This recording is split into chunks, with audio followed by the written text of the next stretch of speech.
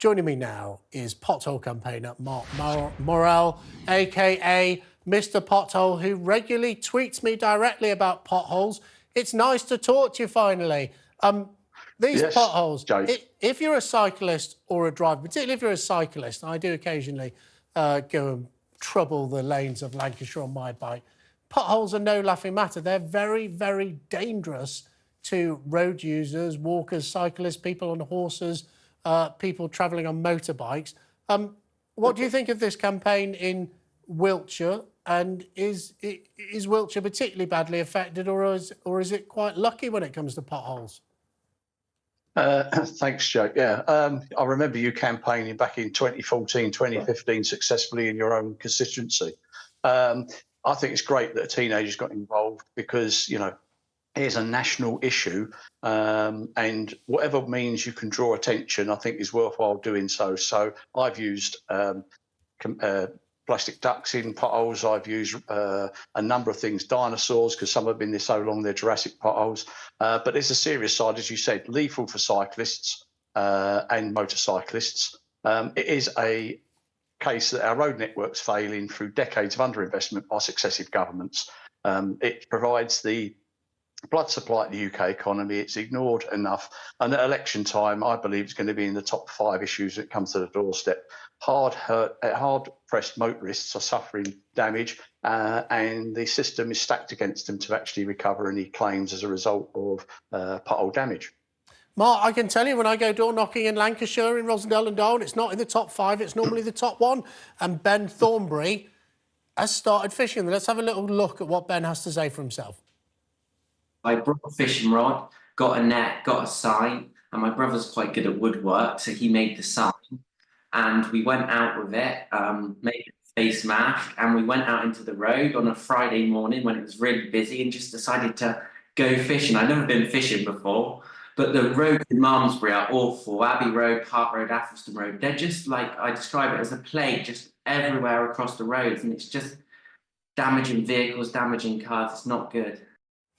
So that's why these sort of campaigns are brilliant, because he's featured on brilliant national television shows like TalkTV. He was on last night, and of course he's written about in every newspaper.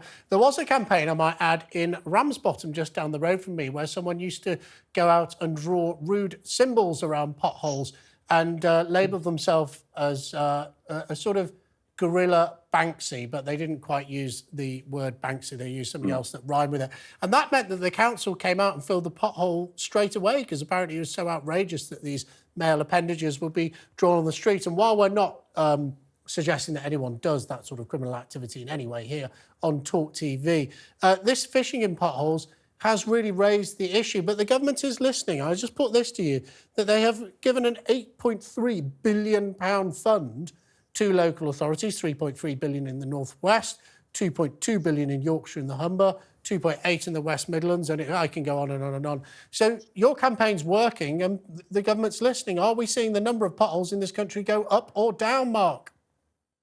Up, and let's dig into your figures. 8.3 billion mentioned over a 10-year period, enough to resurface 5,000 miles of road.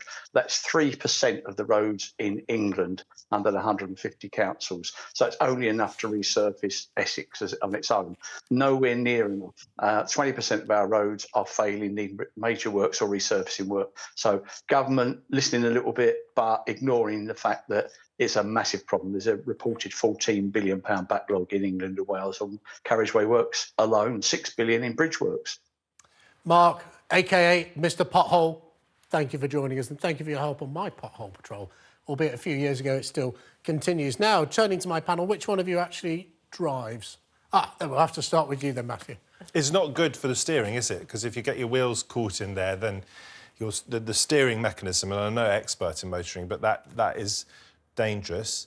Look, I think the optics are really, really bad, I have to say. We haven't necessarily disagreed about that much in the last 3 hours, but it is your party that's been in control, I keep saying, for the last 14 years.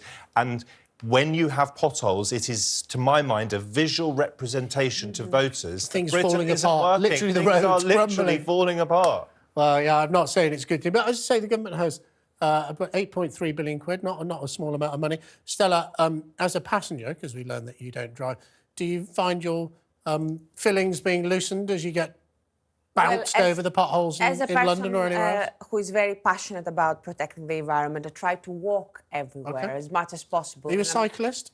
Not regular cyclist, no. Though I would find them, yes, I would find them very intimidating if I were. So this is a slightly lighter note, hopefully, towards the end of the show about these potholes and this young man who's taken it upon himself. More power to his arm. But they are so dangerous. They are very for cyclists. dangerous, People yeah. literally have life-changing injuries because they hit these potholes, and that's the important thing that we have to remember.